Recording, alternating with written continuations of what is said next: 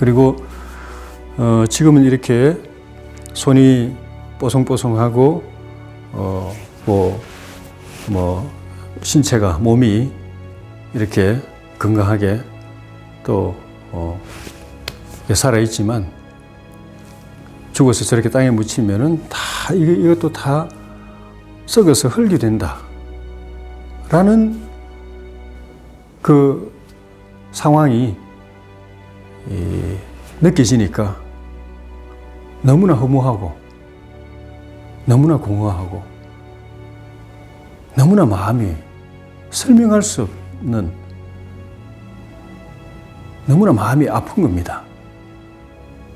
그러니까 그 나이 초등학교 3, 4학년 때면은 죽음이란 것에 대해서는 알지도 못하고 생각해 볼 기회도 없고 생각할 이유도 없었던 나이인데 문득 제가 예상치 못한 그런 경험을 통해서 그 어린 아이로서는 생각할 필요도 없고 생각할 이유도 없고 감당할 수도 없는 그런 생각에 빠져서 상당히 오랫동안 속으로 괴로워하면서 답을 찾기 위해서 나름대로 발버둥 치는 그런 폭풍 같은 내면의 폭풍과 몰아치는 밤낮을 보냈던 겁니다. 어린아이가 무슨 답이 있겠습니까? 초등학교 3, 4학년 정도 되는 아이가 그런 영혼을 짓눌러 오는 죽음의 느낌, 그 공허함과 허무함과 무의미함, 황량함, 그 황폐한 느낌, 그것을 어떻게 제가 소화하고 감당하고 그것을 극복할 수 있겠습니까? 사실 답은 없었죠. 근데 그 짧은 며칠을 통해서 제가 다른 또래 아이들과는 다르게 제 영혼 속에 낙인된 죽음의 문제, 삶과 죽음의 문제, 영원히 죽는 것과 영원히 사는 희망의 문제, 영원히 죽는 것에 대해서 그 절망에서 벗어나고자 하는 그 몸부림, 마음의 몸부림이 영원히 사는 것에 대한 소망, 갈망으로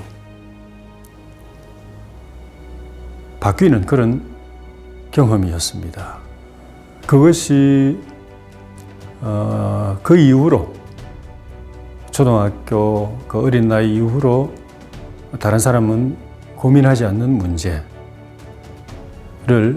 삶과 죽음의 문제, 영원한 죽음, 영원한 삶, 구원 이런 문제에 대해서 제가 일찍 신앙 안에서 고민하고 답을 찾으려고 발버둥하고 또 다른 사람이 생각하지 않는 그 문제를 가지고 계속 붙잡고 깊이 생각하고 죽음이란 무엇일까?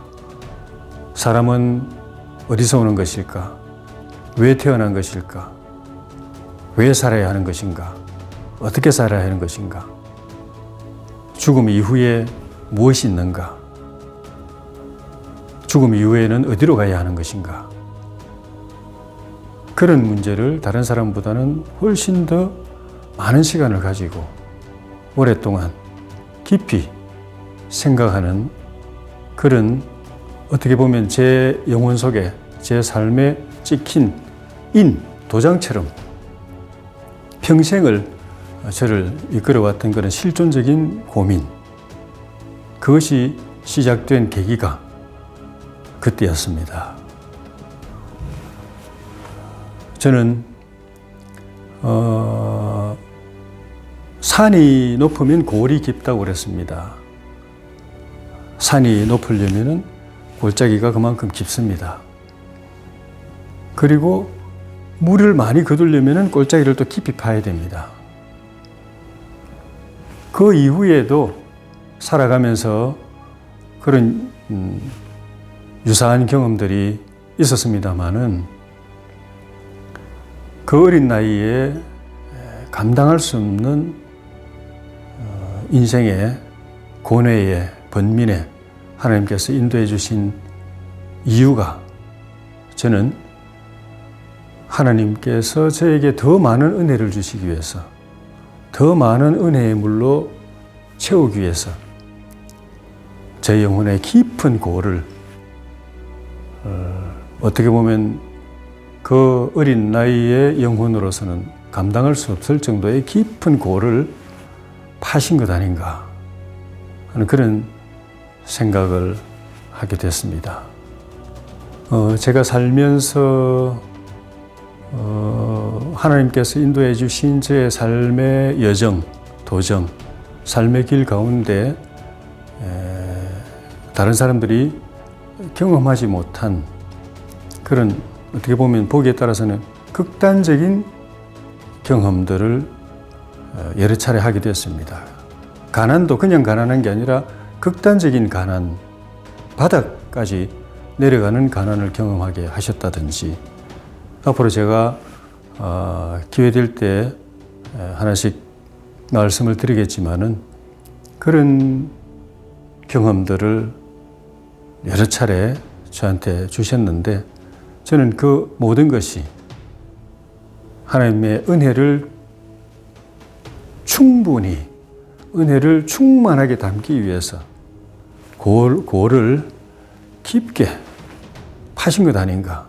그 고를 마음의 고를 팔 때는 제 영혼이 상처 입고 피를 흘리고 괴롭고 또는 절망에 빠지고 하지만 나중에는 하나님께서 그렇게 깊게 고를 파신 그 마음의 고래, 영혼의 고래, 하늘의 은혜로 충만하게 채워주셔서 그 은혜를 다른 사람들하고 나누어도 모자라지 않게 해주시려고 그렇게 하셨다 하는 생각을 하게 됩니다.